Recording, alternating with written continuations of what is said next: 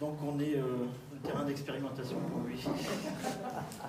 Voilà, je vous laisse continuer. Merci. Bonjour à toutes et à tous. Merci d'être venus aujourd'hui. C'est un acte de courage aussi, de vouloir comprendre un petit peu ce chemin qu'est l'art-thérapie évolutive. Et c'est un grand acte de courage aussi pour moi, pour ma première conférence devant vous. Donc nous allons parler de croyances, de schémas répétitifs, de Carl Jung et de Roberto Assagioli.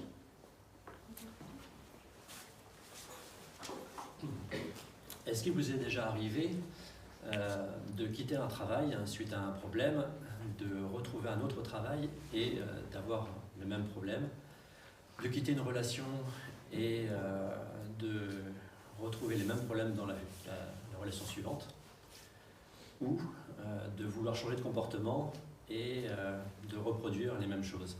Donc levez la main si ça vous est déjà arrivé. Oui, c'est pas bien.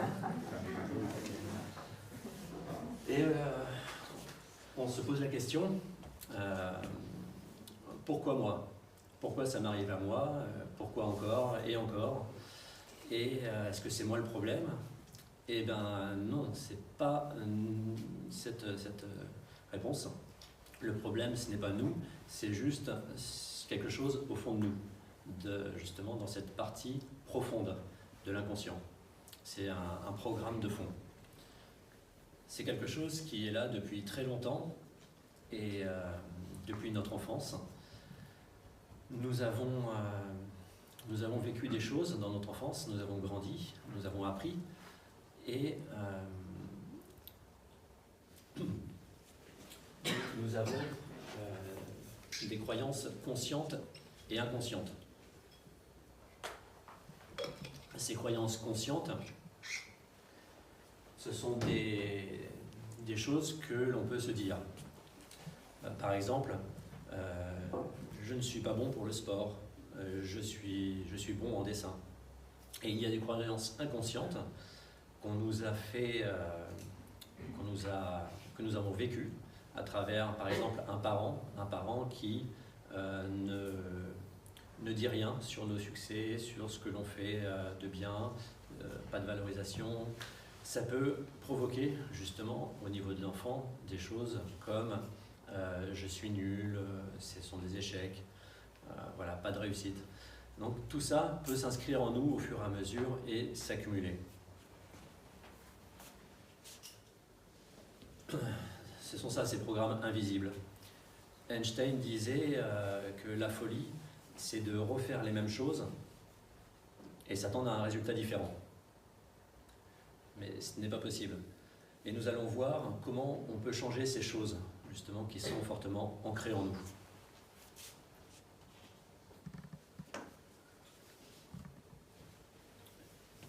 La croyance, ce n'est pas une idée.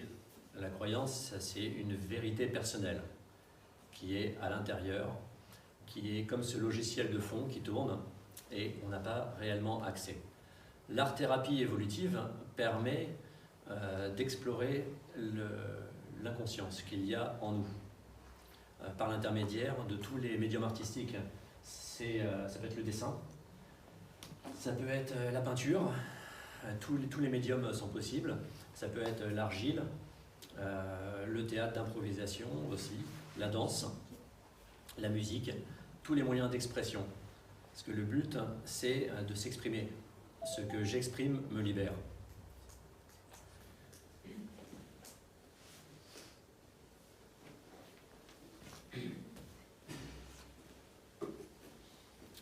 Il y a aussi des messages pendant l'enfance. Les messages directs, ce sont par exemple il ne faut pas pleurer, il faut être fort, les filles doivent être sages. Plein de choses comme ça qui nous on va pas dire conditionnent, mais qui inscrivent en nous justement des croyances. Et c'est ces croyances justement qui peuvent être aujourd'hui un problème. Une croyance à un moment donné a pu nous aider à un moment de notre vie, mais aujourd'hui est devenue inutile. Ça peut être ça. Ça peut être une croyance que l'on a appris et qui nous pose des barrières au fur et à mesure de notre parcours, de notre chemin. Par exemple, en séance d'art-thérapie évolutive, il y a quelqu'un qui a dessiné, qui a dessiné un personnage qui représentait une partie d'elle. Ce personnage regardait un horizon magnifique, lumineux, et entre les deux, elle a dessiné un mur.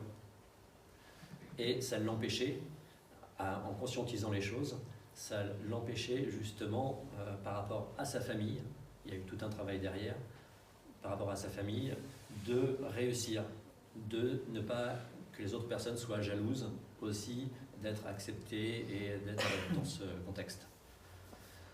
Ça peut être des éléments bloquants. L'art-thérapie évolutive permet d'explorer cela. C'est-à-dire que on va émettre une intention, nous allons faire un dessin, par exemple, juste un simple dessin, avec quelque chose que l'on ne maîtrise pas forcément. Quelqu'un peut maîtriser, le but c'est pas de dessiner, c'est pas de savoir dessiner, c'est pas de faire une œuvre d'art. Le but c'est de ne pas avoir de contrôle. Si quelqu'un qui a appris à dessiner école d'art peut faire un joli dessin, des belles choses, c'est magnifique. Cependant, ce n'est pas le but. Ça peut, au contraire, masquer un petit peu les choses. Mais il y aura toujours des éléments, parce que consciemment, nous allons faire un dessin. Inconsciemment, des informations vont se mettre dans ce dessin, dans ce fameux dessin. Et ça sera à l'art-thérapeute évolutif de faire une analyse par la symbolique, par les symboles. Les symboles peuvent être représentés, c'est une histoire qui va se raconter, ce dessin-là. Donc les symboles, ça peut être des nombres, la taille des choses, les couleurs. En symbole, il peut y avoir différents types, les animaux, les plantes, beaucoup de choses. Tout en fait est symbole. Le principe est de rendre conscient ce que l'inconscient a mis comme message à l'intérieur et de conscientiser les choses. Voilà. C'est ça le plus important, conscientiser. Faire ce travail-là. Ensuite, comprendre pourquoi, rechercher le pourquoi. Qu'est-ce qui nous bloque? Quel événement nous avons gardé au fond de nous? Ensuite, il va falloir renvoyer un message à l'inconscient. Ça veut dire ce que l'on a appris, ce que l'on a vu au fur et à mesure de notre vie, ce qui est écrit, on peut le réécrire, on peut changer tout ça. Donc on va renvoyer consciemment des nouvelles informations. Et par un nouveau dessin, donc ça sera une évolution, comme l'art-thérapie évolutive, ça sera une évolution transpersonnelle de son soi intérieur. Jung a exploré l'inconscient, les inconscients collectifs, la synchronicité et d'autres choses encore. Roberto Asciuoli aussi a apporté beaucoup de choses avec son livre Psychosynthèse et aussi les subpersonnalités. La subpersonnalité, par exemple, il peut y avoir le protecteur en subpersonnalité. Le protecteur va se dire le monde est dangereux, je vais me protéger. Il peut y avoir l'enfant blessé en disant personne ne m'aime, voilà, je suis malheureux. Il y a différents types de subpersonnalités comme ça.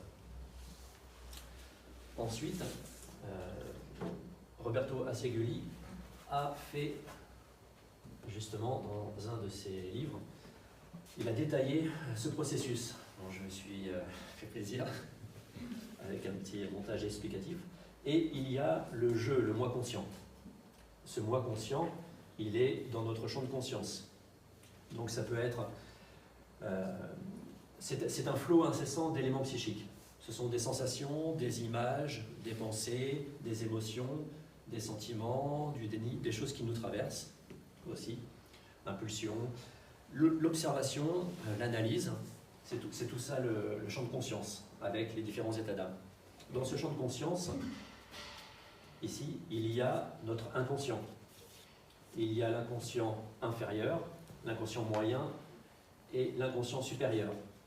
Ce champ de conscience va, selon ce principe, pouvoir s'élever justement vers notre inconscient supérieur. Notre inconscient inférieur, il y a par exemple les activités psychiques élémentaires, c'est ce qui est biologique, c'est ce qui fait fonctionner notre corps, la vie organique. Il y a les tendances et les pulsions primitives, ce qui nous fait depuis des millénaires avancer et survivre. Des manifestations pathologiques, les rêves, les activités de l'imagination aussi. Dans l'inconscient moyen, il y a l'élaboration des expériences vécues, la préparation des activités futures.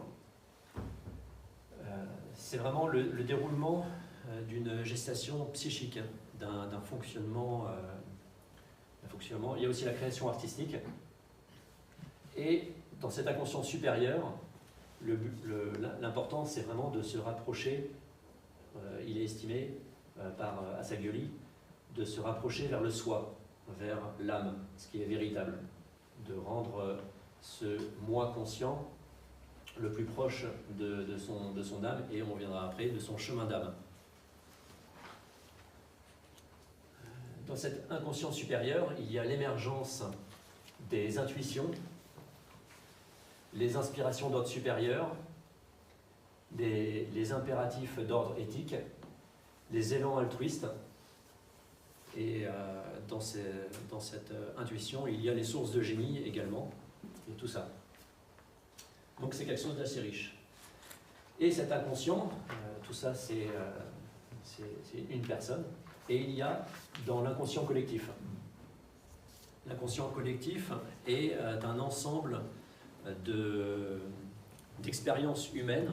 C'est un grand réservoir avec beaucoup d'énergie et beaucoup aussi même de croyances en même temps.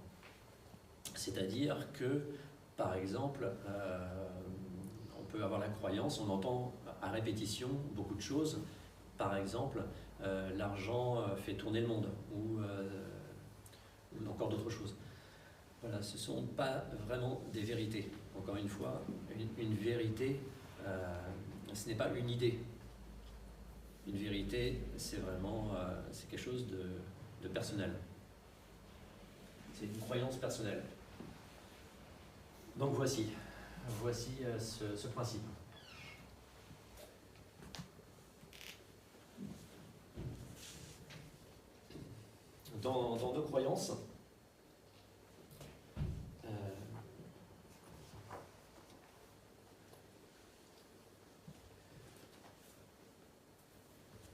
Dans nos croyances, elles nous ont protégés jusqu'à maintenant pour certaines. Aujourd'hui, on n'en a plus besoin et elles deviennent un frein.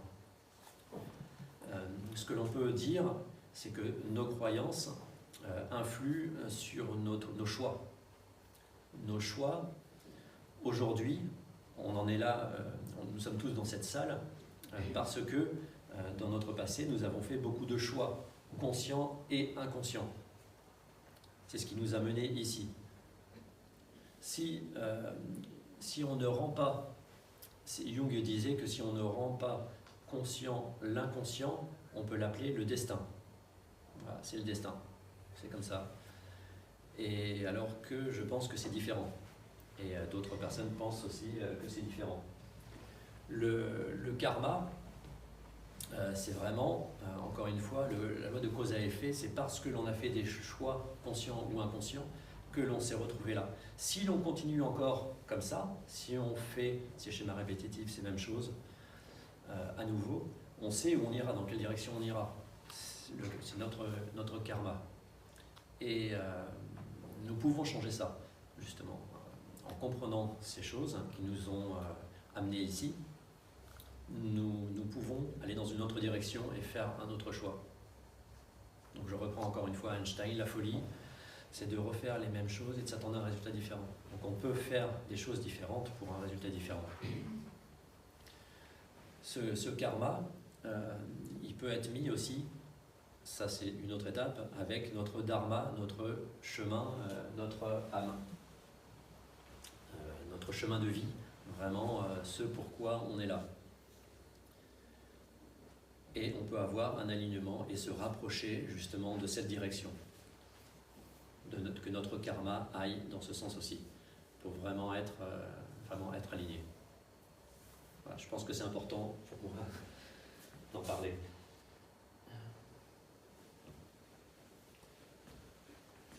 Dans le karma aussi, il y a, bien sûr, donc on a dit les croyances, mais un héritage transgénérationnel.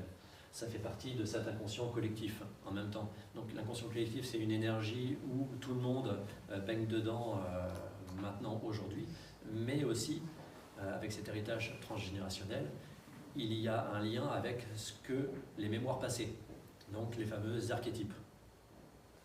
Dans la thérapie évolutive, on travaille sur ces archétypes. Il peut y avoir plein d'archétypes différents. Il peut y avoir le guerrier.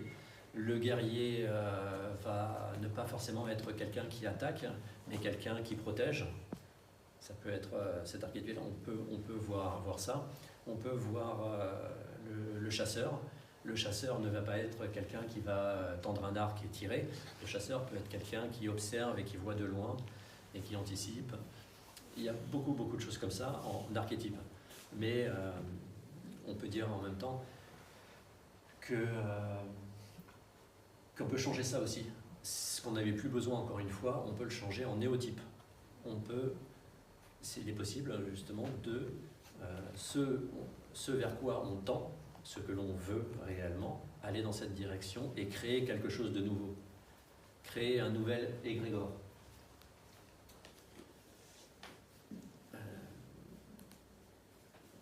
Ensuite,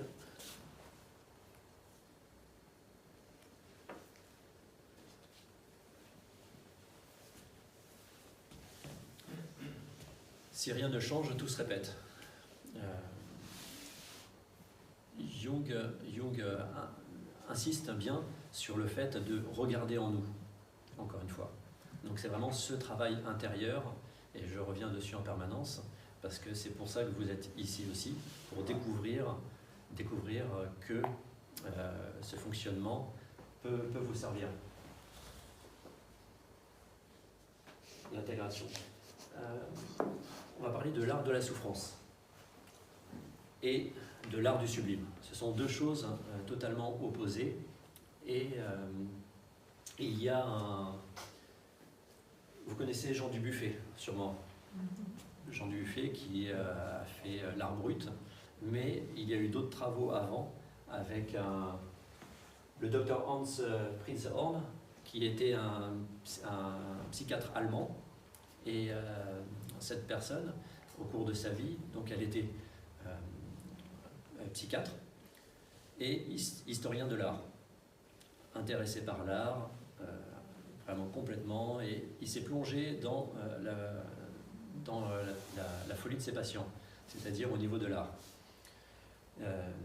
Il a fait, pendant toute sa carrière, pris justement et fait des études sur énormément de patients. Il y a toute une collection aujourd'hui là-dessus, et se représentent des tableaux.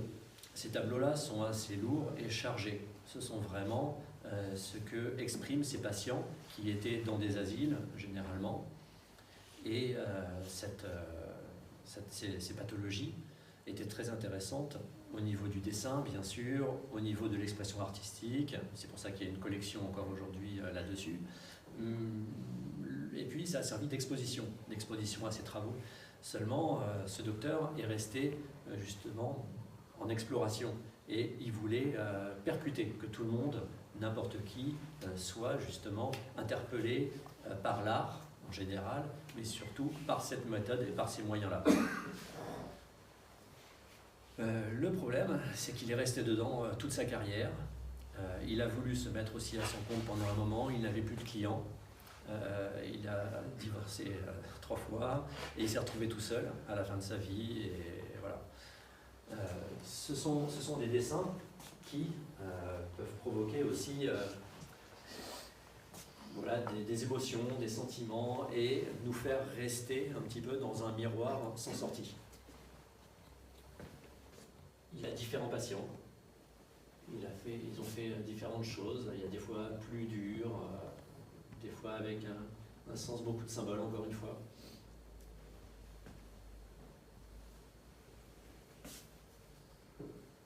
Voilà. Un visage, des pensées. Donc ça peut être très intéressant. Donc ça c'était vers les années au début 20e siècle. Ça, ce sont les dessins des patients. Oui, des patients, et il y a encore des collections en exposition aujourd'hui. Il y avait, voilà, c'est encore visible.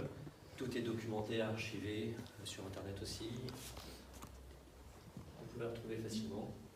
Et là, on en vient à Nicolas Roerich. Beaucoup ont reconnu, je pense. Et ça devient l'art du sublime. C'est-à-dire que l'art du sublime, c'est vraiment l'élévation. C'est par l'art, nous allons nous élever et pas nous enfermer, rester enfermés. Il y a une recherche dans Nicolas Roerich était un philosophe, il était russe, il était philosophe, explorateur et peintre. Et sûrement d'autres choses encore, bien sûr. Et à travers ses voyages et sa recherche, il a fait énormément de tableaux. Voilà, il y a toujours de la lumière dedans, de la vie, de l'intensité, de l'énergie. Et c'est quelque chose qui peut nous élever. En même temps, si l'on fait l'inverse du docteur et que l'on peut s'entourer justement de certaines de ces choses, de ces tableaux. Donc cet esprit vient dans l'art-thérapie évolutive. Ce n'est pas du développement personnel. Dans le développement personnel, nous allons voir, elle, qu'elle va dessiner, c'est une partie d'elle qu'elle va dessiner. Donc les deux personnages se rapprochent et quelque chose commence à s'installer.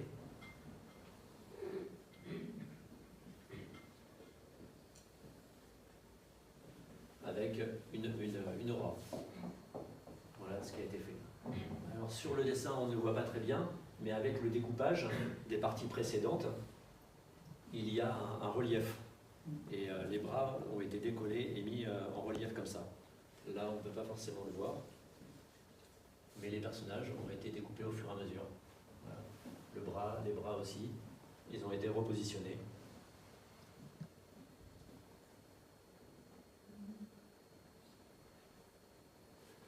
Là, c'est un dessin de groupe et un paysage a été décidé. Tout le monde avait envie de faire un paysage, donc tout le monde a fait plusieurs feuilles, et les feuilles ont été assemblées au fur et à mesure. Dans le dessin, il y a eu des modifications au fur et à mesure. Il y avait eu un serpent qui était apparu, donc qui a été transformé au fur et à mesure de la séance. Comme ça, on voit la différence. Là, on a rajouté. Ensuite, chacun a fait un temple, son temple intérieur. C'était le sujet du dessin. Comment nous voyons notre temple intérieur? Notre force intérieure, notre potentiel. Donc là, ce temple a été dessiné en pastel. Toujours le pastel, c'est quelque chose que pas beaucoup de monde contrôle, et donc c'est facile de lâcher beaucoup d'informations. En fait, le but, c'est de perdre le contrôle. Là, des choses ont été rajoutées et on ne voit pas très bien avec la lumière, mais il y a un rayonnement aussi qui a été ajouté en blanc, une aura lumineuse. Et ce dessin a été rajouté au paysage. Donc l'important, c'est d'intégrer ça. Et il y a eu un travail avec l'eau, la composition. Après, il y a eu d'autres dessins d'ajouter. Des poissons de la vie a été apporté. et un autre temple a été ajouté. Ce qui est intéressant dans une séance collective, c'est que plusieurs personnes vont faire chacun un dessin, et puis ces dessins prennent forme, en fait, toutes seules sur le mur, en les assemblant. Donc c'est vraiment cette partie collective, chacun a fait un morceau qui viennent se mettre, on peut dire comme par magie, parce que c'est l'âme qui agit, mais oui, c'est de la magie.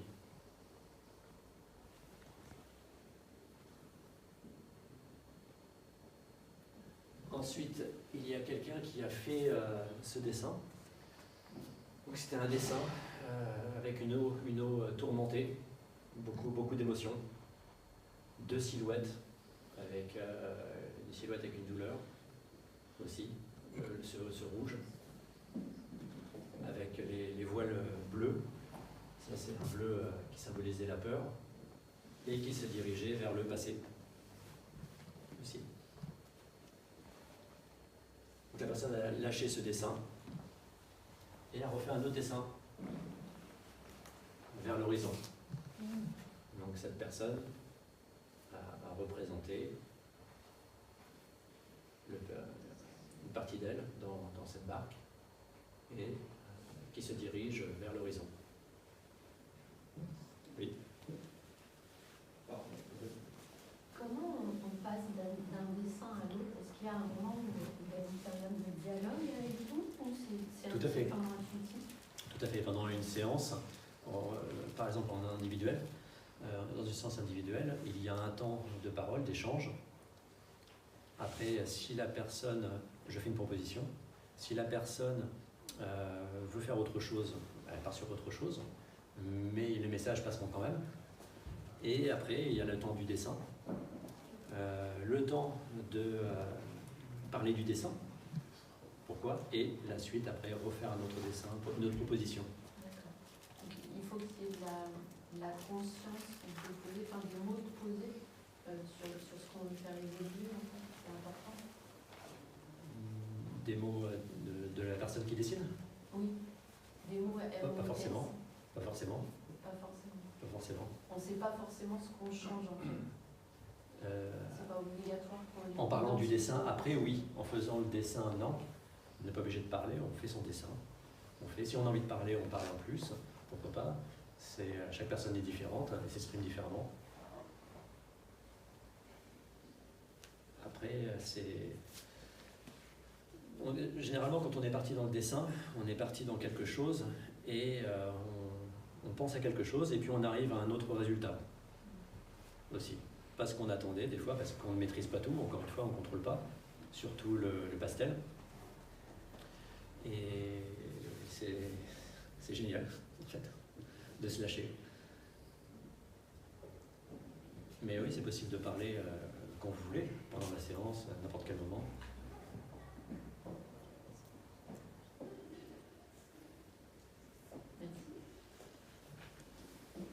Ma question rejoint un petit peu celle-là, mais il y a combien de temps en fait entre le premier dessin et le deuxième dessin? Le temps Est-ce qu'il y a un temps de maturation ou est-ce que c'est aussitôt? Non, le dialogue se fait, on parle du dessin ensemble. Qu'est-ce qu'il en ressort de ce dessin exactement?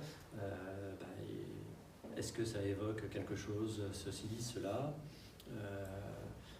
Donc oui, en effet, ça évoque ça, on parle. Et puis après, est-ce qu'on garde ce dessin? Est-ce qu'on fait évoluer ce dessin? Si on ne garde pas ce dessin, donc on s'en sépare, on va évacuer tout ça, on va lâcher, on va dire adieu. C'est cette intention importante. Et si on veut transformer ce dessin, on n'en prend qu'une partie, ou on le continue, le dessin n'est pas terminé, on peut le continuer aussi. On va voir après sur un autre exemple, avec un fond blanc. S'il y a un fond blanc, voilà, qu'est-ce qu'on va continuer? Ce fond blanc peut représenter un vide.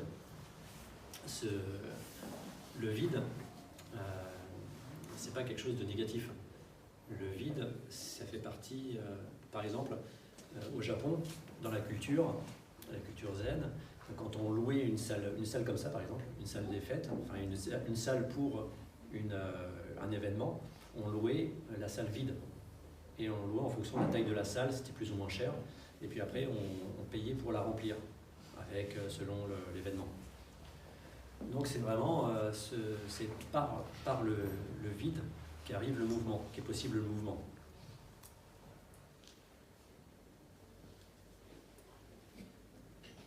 Donc ce dessin, on peut le faire évoluer, oui, on peut le faire, on peut le continuer pendant la séance, ou n'en prendre qu'une partie et laisser le reste, ou tout laisser. Et par rapport au dessin avant, Oui. Il y avait 2 personnes, je crois, sur le bateau. Oui, 2 silhouettes. Et là, il n'y a plus qu'une personne. Il y a 2 silhouettes. Là, sur le suivant, il n'y a plus qu'une personne. Ce sont vraiment des silhouettes, donc ce sont des personnes qui ne sont pas réelles en chair, qui ne sont pas incarnées, D'accord. tout simplement. Ah, d'accord. Parce que sur le deuxième, la mer, elle est toujours aussi en mouvement. Il y a du mouvement, exactement, mais il n'y a plus ces émotions et toutes ces couleurs en fait.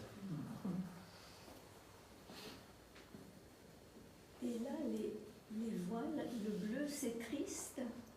Là, c'était la peur aussi. Il y a le vert et le bleu.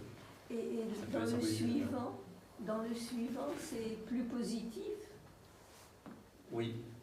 Ah ben moi, Non. je suis pas comme ça. D'accord. D'accord. Là, c'est des personnes qui voulaient aller vers la spiritualité, donc elle a pris ce orange. Après, ça dépend des personnes. Oui. On ne ressent pas la même chose.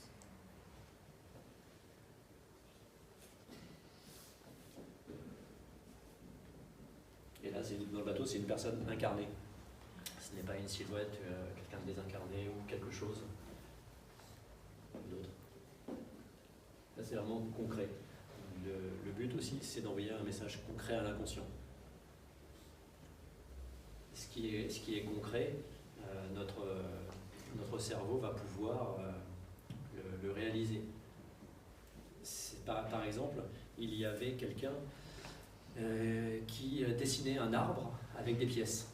Voilà, parce qu'elle voudrait avoir de l'argent en fait, beaucoup d'argent. Donc un arbre avec des pièces et des billets. Elle avait fait ça. Et notre cerveau, il ne comprend pas ça. Notre cerveau, après, il va faire autre chose. Et le travail a été fait de faire comprendre, de réécrire et de dire, en dialoguant, qu'est-ce que vous avez besoin ? Vous avez besoin d'argent ou d'autre chose ? Donc, dans ce processus, en fait, la personne avait besoin d'un toit, avait besoin de nourriture, concrètement, avait besoin de certaines choses, en fait, mais pas de l'argent en permanence, et c'était le but ultime. Voilà. Ça, c'est un autre exemple.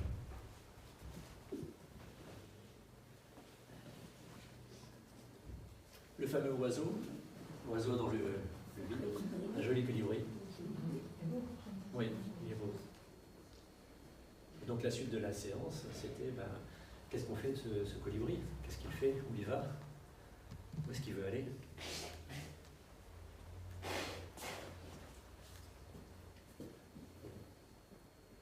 Voilà. Donc là, il est bien le colibri.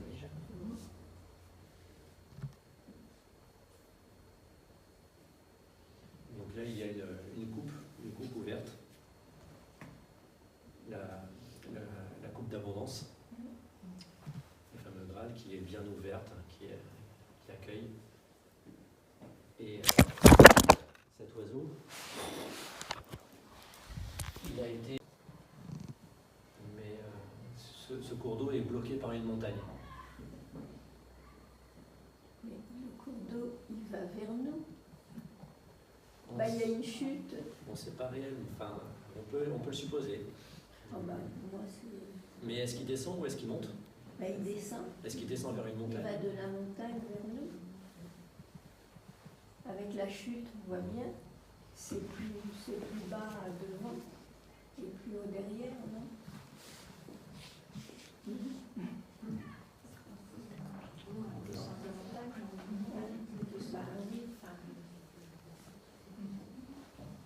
Là, en symbolisant l'eau, la vie, justement, elle serpente, elle est bloquée, il y a des rochers, la montagne c'est étroit, et puis on ne sait pas réellement si elle monte, elle descend.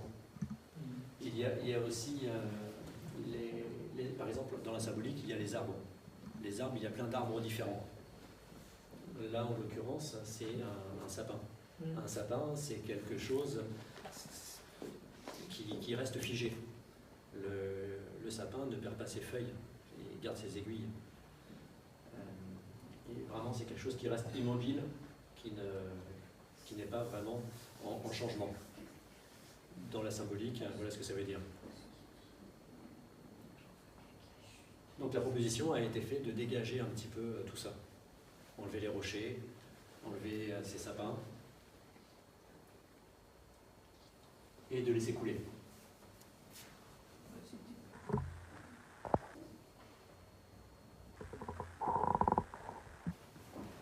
Ça, c'est autre chose. Donc le soleil a été gardé et ça a été transformé aussi. Là, le bas est différent par rapport au dessin d'avant. Je ne sais pas si c'est plus joli. Le but, c'est de ne pas être joli. Le but, c'est pas d'être beau. C'est pas d'être Nicolas Aurich. Le but, c'est d'envoyer un message sur tout ça. Après, si vous voulez que ce soit beau, vous pouvez le faire. Non, mais là, le message est immobile. Oui, parce que le travail de l'artiste, c'est la couleur, c'est la lumière, on va dire. Mais le travail de l'artiste, en fait, il s'apparente un petit peu à ce chemin. C'est-à-dire que quand on réfléchit à quelque chose, on va profondément dans ce sujet. Là, le dessin du vélo, j'ai exploré un petit peu le vélo. Pourquoi le vélo? J'étais tous les jours dessus pendant 2 ans. Et qu'est-ce que ça m'apporte? Quelle est la symbolique par rapport à ce vélo? Quand on est sur un vélo, on est toujours en mouvement. Si on s'arrête, si on se fige, on va avoir un problème. On va tomber. Ce mouvement, on est obligé tout le temps de se réaligner en permanence dans ce mouvement. Donc on pédale, on avance, et en permanent, on revient vers son centre. Si on part d'un côté, on se recentre, on revient tout le temps. Nous sommes aussi en mouvement pour se recentrer en même temps. Et le vélo, ça permet aussi de pouvoir ralentir, de pouvoir aller à notre rythme dans la direction que l'on veut. Donc c'est vraiment un sujet intéressant, et c'est en allant au fond d'un sujet précis qu'on peut explorer certaines choses.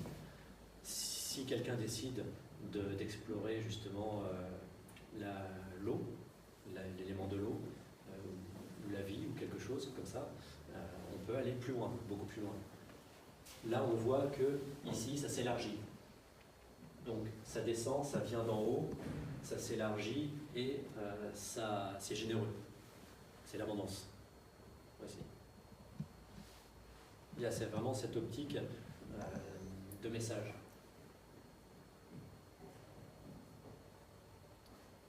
Je ne sais pas si ça répond à votre question. Du coup.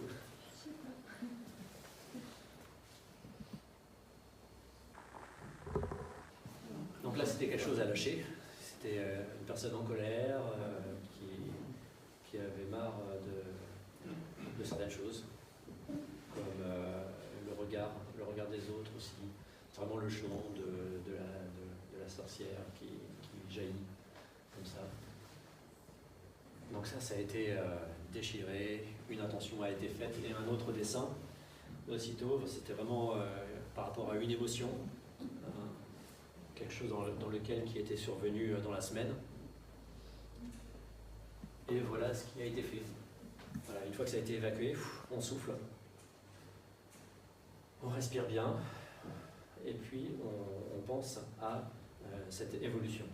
Qu'est-ce que c'est cette lumière? Est-ce que c'est la lumière du feu, du chaudron qui bouillonne, qui marmite, qui part dans tous les sens?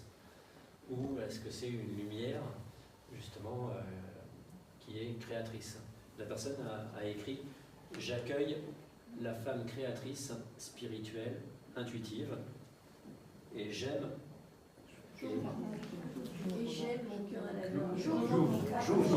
J'ouvre mon cœur à la lumière de l'âme.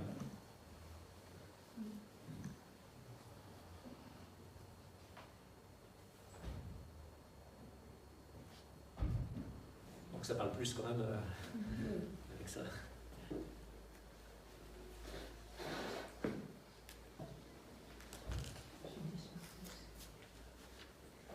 Là, quelqu'un a dessiné des boules.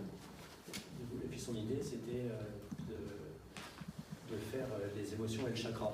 Mais elle ne savait pas vraiment. Tout était un peu perdu et confus dans tous les sens. Et elle cherchait l'alignement. Être alignée et se recentrer. Voilà. Pas partir dans tous les sens.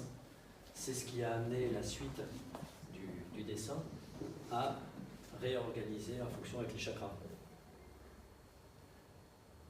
Et ces fameuses qualités, ce potentiel qu'on va faire ressortir en plus grand, qu'on va développer.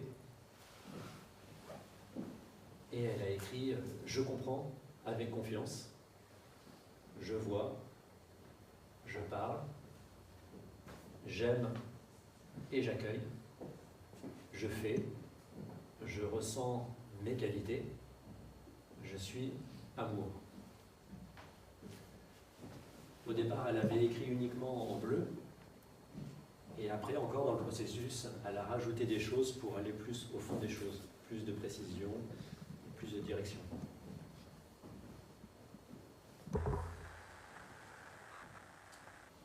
Et ça, c'est en une seule séance ou est-ce qu'il faut plusieurs séances pour arriver à ça? Non, ça c'est une seule séance. La transition des deux, c'est une seule séance à chaque fois. Ça a pris sur 2 jours, l'atelier collectif avec tous les dessins de paysage. Là, c'est plus long. Et puis il y avait plusieurs personnes. Une séance dure 1h30. Donc ça laisse quand même du temps pour faire des choses. Une séance individuelle. Et les couleurs de chakra, c'est pas tout à fait les mêmes que ceux qu'on connaît. Il y a son interprétation aussi, il y a des choses encore. Qu'est-ce qui est important pour elle? Qu'est-ce que ça évoque pour elle aussi? Mais il y a cette direction à prendre.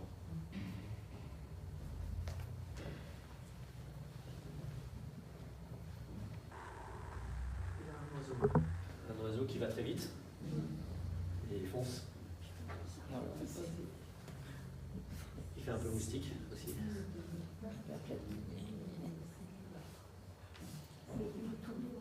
Oui, vers le passé. Il fonce vers le passé à fond. Là, rien ne le retient cette fois. Là. Et il a 2 antennes, c'est pas des ailes. Donc là, c'est un peu compliqué. Donc cet oiseau, on va lui dire au revoir, adieu. Et la personne a fait d'abord en ami, parce que c'était un collectif, un atelier collectif. Donc une autre personne avait fait une fleur, et puis on les a mis ensemble. Voilà. Fonce dans cette grande fleur. Voilà.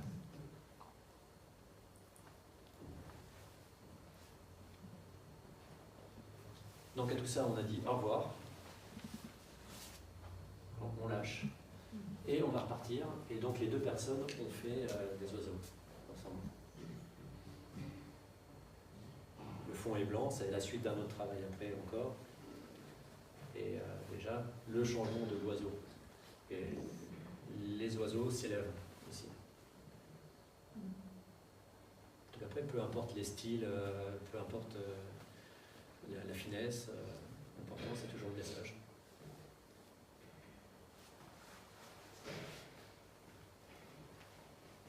Chaque oiseau est unique. Aussi. Comme nous.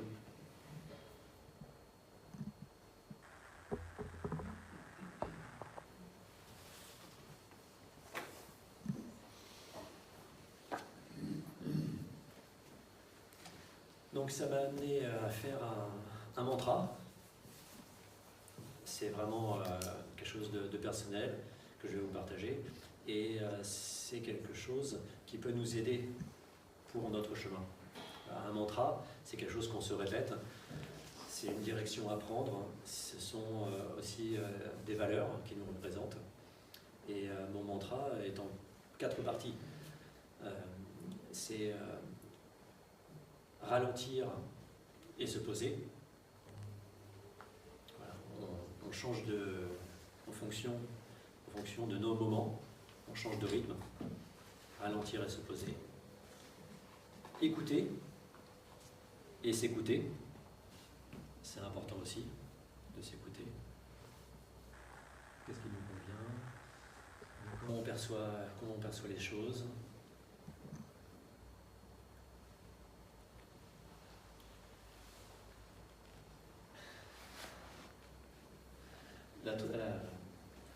Ma 3e partie, ça consiste encore une fois sur les choix. Les choix, c'est vraiment quelque chose de primordial. Et c'est vraiment faire des choix en fonction de ce qui nous correspond, ce qui est bien pour nous et pour nos valeurs, mais aussi en fonction de notre environnement. Quel impact on va avoir sur les autres aussi. Ça revient un petit peu, ça revient beaucoup à Gandhi, pour changer le monde, change-toi toi-même. C'est vraiment soyez le changement. C'est comment déjà nous percevons le monde et comment nous nous comportons par rapport aux autres. Ce que l'on va donner aux autres, on va recevoir des choses aussi en retour, en permanence. Comment les autres vont nous regarder aussi. Donc vous nous donnez certaines choses. Si on exprime de la colère en permanence envers les personnes, de l'agressivité, on va recevoir de l'agressivité autour. Bon, le but, c'est de répandre de l'amour pour recevoir de l'amour aussi. Ça, c'est l'idéal. Et encore une fausse croyance, c'est ce n'est pas l'argent qui fait tourner le monde, c'est vraiment l'amour qui fait tourner le monde. Peu importe ce qu'on ait dit. Donc, notre impact, nos choix nous correspondent et quel est leur impact sur notre environnement. Quatrième point du mantra, c'est l'alignement. Qu'est-ce que c'est l'alignement? Est-ce que c'est les chakras qui sont alignés? Est-ce que c'est l'équilibre sur le vélo? L'alignement, pour mon mantra, pour ce 4e point, c'est nos pensées, nos paroles et nos actes. C'est ça pour moi, être aligné. Voilà. Ce que l'on pense, donc on le dit et on le fait aussi. Voilà. C'est ce que j'essaie de mettre en place. Et ce mantra revient souvent. Souvent, dès que je ralentis, alors là je me pose, j'écoute, je m'écoute, je fais les choix en fonction, et puis après je passe à l'action.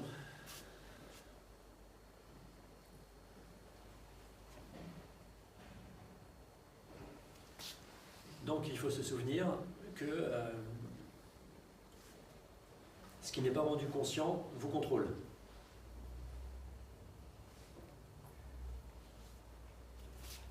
Changer l'extérieur ne suffit pas. On peut très bien programmer sur son téléphone une direction sur le GPS. Donc on va aller dans cette direction, mais on change de voiture. On prend son GPS et puis on change de voiture et on continue sur la même direction. Donc c'est bien ce GPS de changer les paramètres.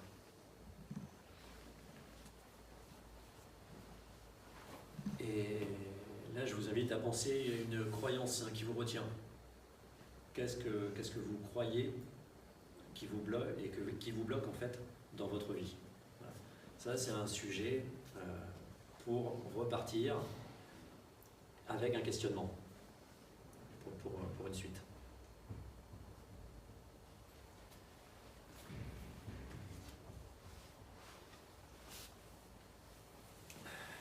Donc, je vous remercie beaucoup. Oui. Je remercie Larissa, ma compagne aussi. C'est grâce à elle aussi que je suis là. Et encore une fois, il faut écouter les choix des personnes parce que c'est elle qui m'a choisi un jour.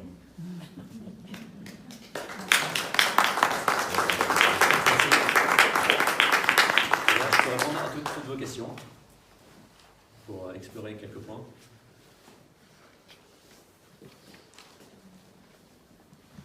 Oui. Vous disiez tout à l'heure que, en fait, quand on a un blocage, il faut. Généralement, quand on a un blocage, le problème, c'est qu'on ne sait pas. Oui. Justement, c'est pour ça que l'inconscient va mettre des messages. Donc, ça peut être que des messages lus par quelqu'un d'autre. Parce que nous, on n'est pas capable de déterminer où sont nos blocages. Généralement, on va prendre l'expression avoir la tête dans le guidon. Et notre focus, quand on a l'accumulation de problèmes, notre sac à dos est assez chargé, assez lourd, et on a notre focus justement qui va se réduire, notre fenêtre, et on va voir le champ des possibles assez réduit aussi. Et je pense que oui, je pense qu'il faut quelqu'un, c'est pour ça que les personnes vont en thérapie, peu importe la thérapie, art thérapie évolutive ou d'autres thérapies qui sont très bien, l'important c'est d'aller faire ce chemin-là avec un thérapeute. Après, vous trouvez la thérapie qui vous convient et le thérapeute qui vous convient aussi. C'est important.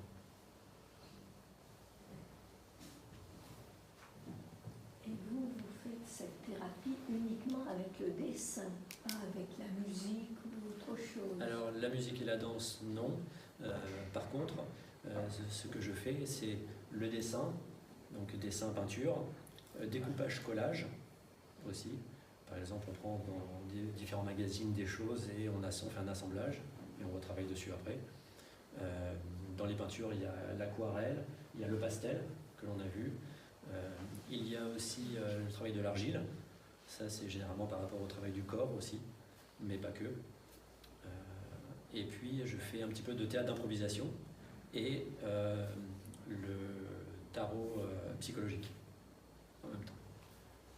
Dans le tarot psychologique, c'est pas de la divination du tout. Encore une fois, tous nos choix sont conscients et inconscients. Donc notre inconscient, c'est à l'avance des fois des choses qui se passent. C'est ce que des travaux ont révélé aussi, ont confirmé, par rapport à ce que disait Jung et les synchronicités, que des choses se passent, arrivent, et il y a des choses que notre inconscient sait à l'avance. Donc le but, c'est de faire passer encore un message, raconter une histoire au travers des cartes, dans ce processus que l'inconscient envoie le message. Donc c'est l'inconscient qui choisit réellement. Ça peut répondre à une question, ça peut faire le point sur sa situation actuelle. Donc il y a ça aussi à prendre en compte.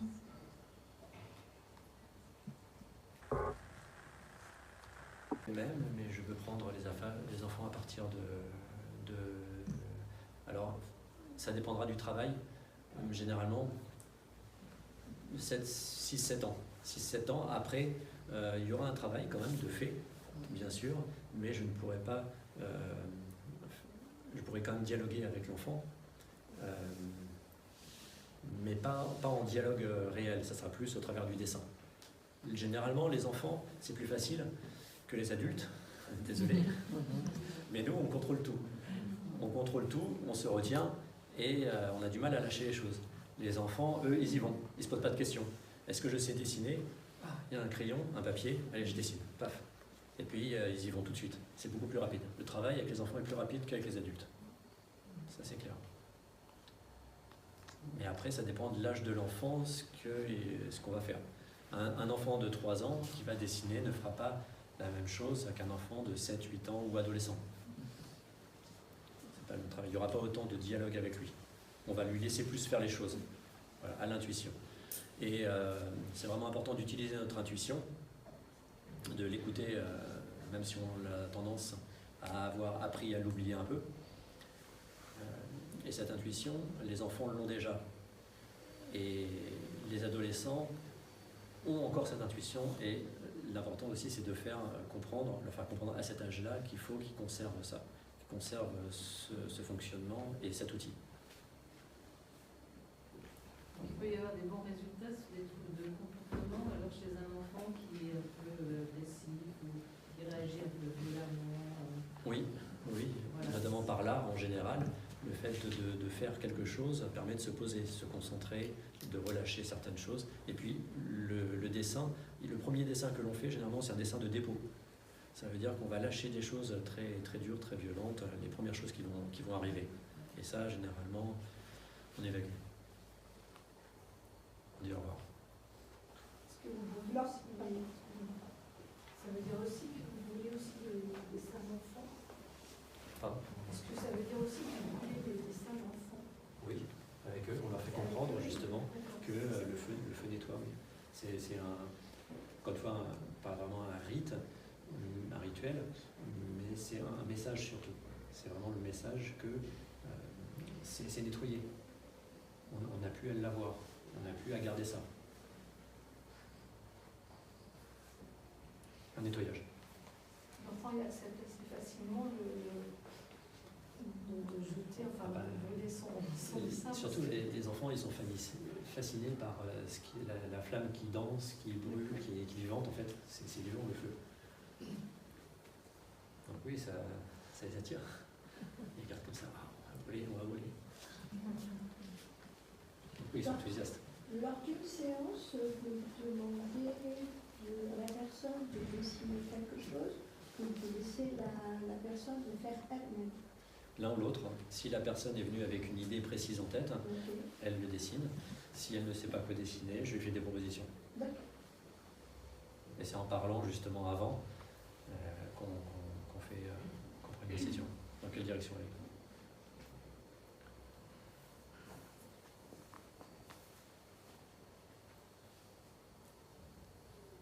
Et la suite aussi, la deuxième partie, la troisième partie, c'est la même chose. Ok, vous accompagnez dans Oui.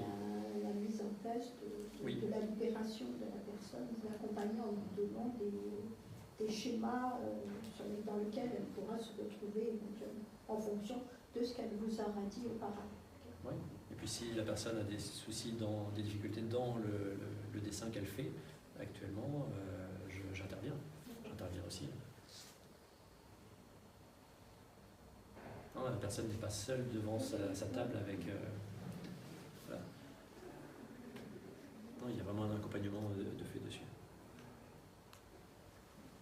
Ok, merci. Oui. Comment vous en êtes arrivé à la thérapie? Comment je suis arrivé là? C'est une excellente question. Et ça fait longtemps. C'est que tout au long de ma vie, j'en ai eu besoin. Donc j'ai fait des choses, j'ai fait un peu de dessin, j'ai commencé à l'enfance, après j'ai fait d'autres choses. J'ai fait après plus tard de l'argile. Je suis revenu au dessin un peu après, avec les écoles d'art, parce que j'avais envie d'exprimer des choses. J'ai fait des modelages avec des personnages, pas mal, toute une série, à cette époque-là aussi. Donc j'avais besoin de m'exprimer, mais je ne savais pas ce que c'était l'art-thérapie, surtout l'art-thérapie évolutive. Parce que dans l'art-thérapie, il y a simplement le fait d'exprimer, et après ça s'arrête là. On exprime, mais on n'analyse pas. Et là, il y a d'autres types d'art-thérapie, d'autres voies d'art-thérapie, où on va jusque dans l'analyse. Et ce travail est beaucoup plus loin. C'est ça qui est intéressant. Et je l'ai connu à force de rechercher de pourquoi j'allais pas bien. Donc j'avais besoin d'autre chose. Et par là, j'ai vu qu'on pouvait aller plus loin aussi. Et j'ai découvert, ça m'a aidé. Et pourquoi j'aiderais pas aussi les autres personnes. Donc j'en ai fait une activité. Voilà. Vous êtes art-thérapeute depuis combien de temps? J'ai fait ma formation, j'ai commencé ma formation il y a 5 ans maintenant. Et ouais, ça fait 5 ans, une formation de 3 ans. Donc ça fait 2 ans. J'ai participé beaucoup pendant ma formation aussi aux groupes ukrainiens qui sont arrivés en France depuis l'invasion de l'Ukraine. Et c'était des groupes collectifs. Donc j'ai beaucoup de choses, j'ai beaucoup de dessins aussi que j'ai gardés en photo. Et c'est vraiment des choses déjà à décharger, à lâcher. La problématique des groupes ukrainiens, c'est que ils sont partis très vite, très rapidement. Il y a encore de la famille là-bas. L'intégration, il faut parler français, mais le français c'est difficile. Il faut trouver un travail, mais si on ne parle pas français, c'est difficile. Et peuvent pas retourner là-bas parce qu'il y a les enfants ici, il faut les protéger aussi. Enfin, il y a beaucoup de choses aussi, beaucoup de travail à faire. Ouais. C'est pas évident. Mais ça, les résultats sont magnifiques. Il y a des prises de conscience, des évolutions. Voilà.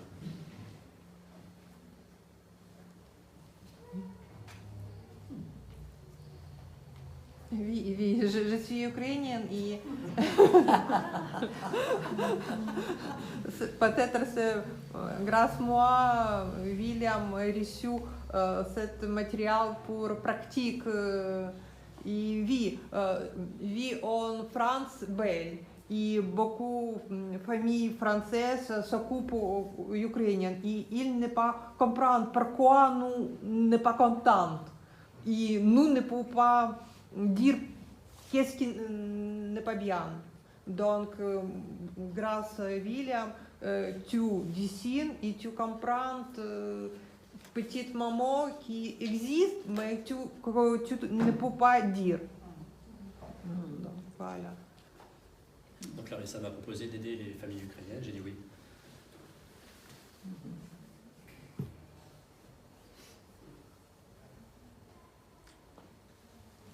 Vous avez été inspiré, enfin, Jung, qu'est-ce que vous faites, qu'est-ce que devient les mandalas dont Jung a parlé, enfin, qu'il a utilisé? Oui, Jung a parlé de beaucoup de choses. Les mandalas, ce sont des schémas en art-thérapie évolutive. On prend son travail aussi, on prend le travail de plusieurs personnes en art-thérapie évolutive. Et ceux qui ont... C'est l'école Plénitude qui est basée à Bordeaux et à Nantes, avec les fondateurs. Et je suis allé à l'école de Bordeaux. Et il y a différents travaux qui ont été pris. Donc évidemment ceux du Jung. On fait des mandalas en art-thérapie, évidemment, et on travaille sur la symbolique de ces mandalas. Et il ne faut pas que ces mandalas soient enfermants, au contraire. Encore une fois, il faut qu'ils soient ouverts et élévateurs. C'est ce principe-là.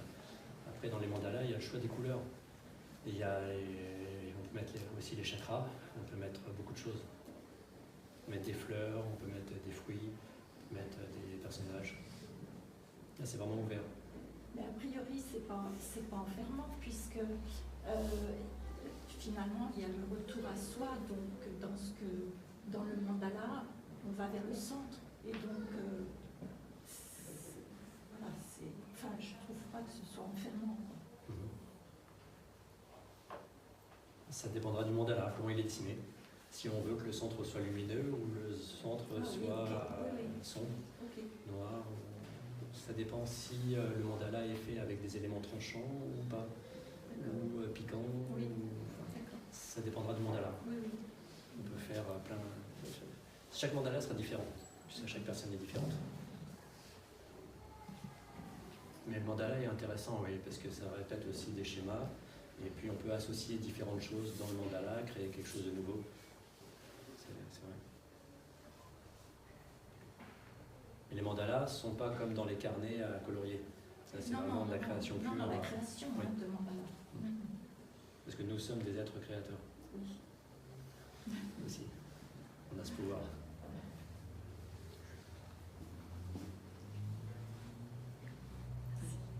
Vous avez commencé l'art-thérapie au moment du Covid, en fait. Oui, c'est ça.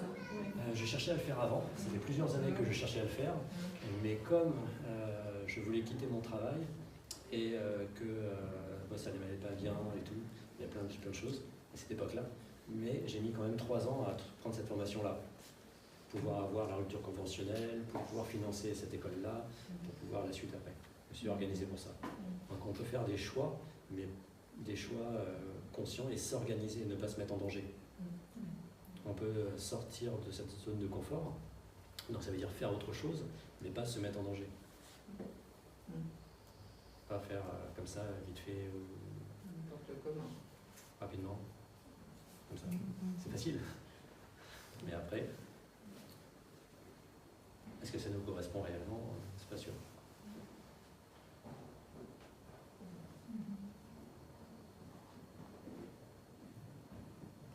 Donc c'est possible de changer, ça prend du temps, ça s'organise, ça se construit. Comme les relations, ça se construit et puis on y arrive.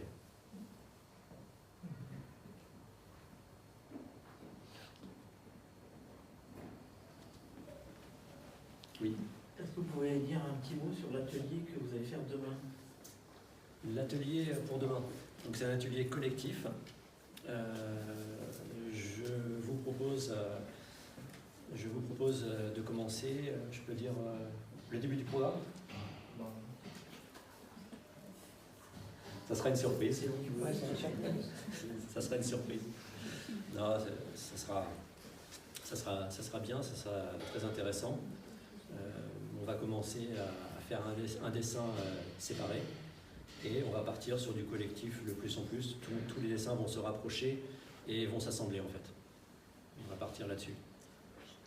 Parce qu'encore une fois, chaque groupe est différent, donc chaque énergie du groupe va être différent, mais le groupe va aller dans une direction. C'est ces fameux inconscients collectifs qui reviennent. Donc il y aura des personnes qui vont exprimer certaines choses, qui auront besoin d'exprimer ça, et ça ira quand même dans cette direction. Mais je ne sais pas laquelle en fait. Je sais ce que je vais vous proposer, mais je ne sais pas où on finira. Quel est l'intérêt du groupe à votre avis? L'intérêt du groupe? De le faire collectivement.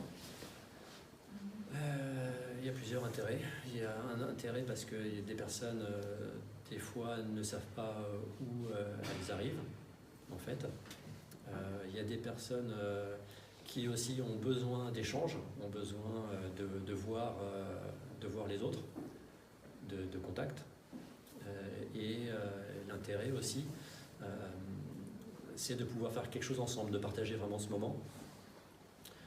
Donc de partager un projet commun. Il peut y avoir ça. Généralement aussi, c'est une découverte. Un projet, une évolution aussi commune Ah oui, une évolution commune, oui. Ça peut être des personnes qui se connaissent, mais des personnes qui ne se connaissent pas aussi. Et à votre avis, c'est efficace Oui, c'est efficace parce qu'il va y avoir des personnes qui vont nous interpeller, ils vont faire quelque chose, et d'autres personnes vont dire « Ah oui, ça me parle. Et j'avais pas pensé à ça. » Donc il y a un réel échange aussi dessus.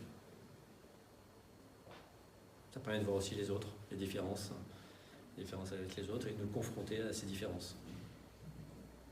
C'est pas facile. Mais ça nous fait avancer aussi, j'espère. Ça nous fait avancer aussi. Nous confronter à nos différences nous font avancer et comprendre les choses. Pourquoi ça nous touche? Pourquoi ça peut nous toucher?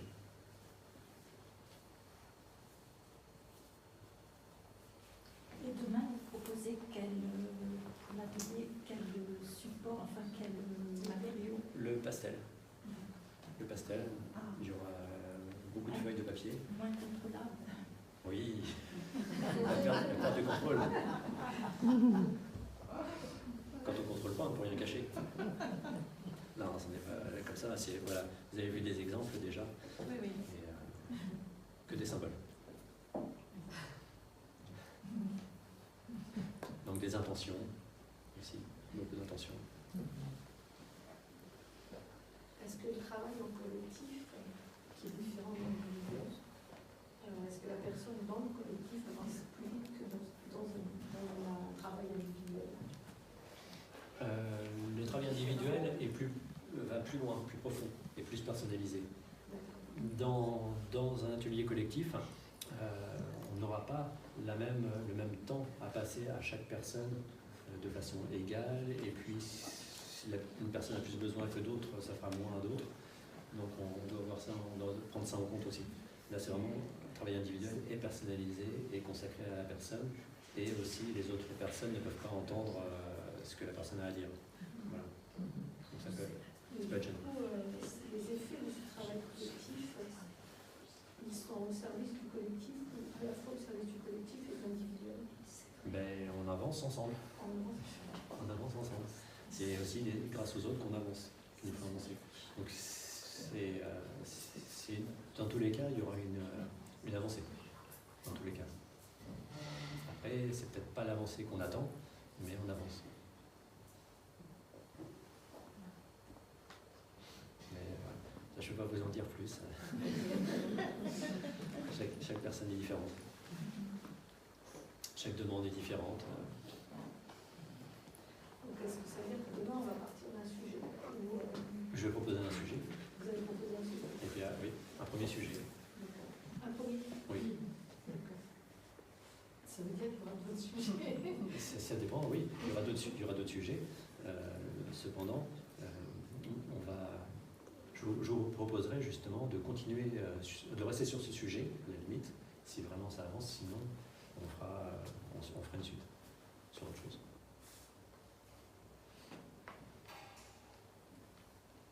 Travailler sur les symboles. Il y a combien de personnes? Je crois 8 demain. Il me semble.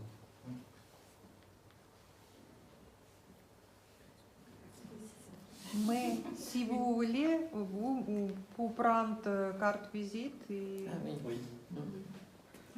C'est une bonne commerciale, non? Oui, oui. Exactement. Publicité. Voilà. Voilà, oui. Très bien.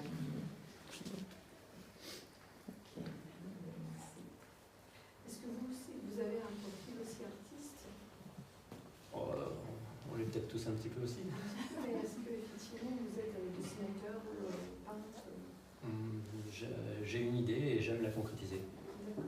C'est juste ça. Après, c'est les outils.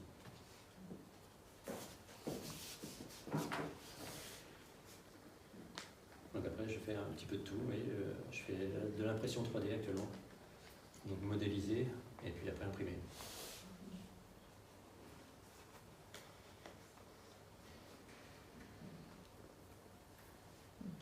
Vous avez tout, autrement, vous n'avez pas d'autre adresse? Agara. Agara? Oui, Agara. Non, c'est pas C'est marqué. vrai que je fais l'adresse. C'est pas marqué, je l'ai pas vu. Je suis dans, Non, sur enfin, Internet.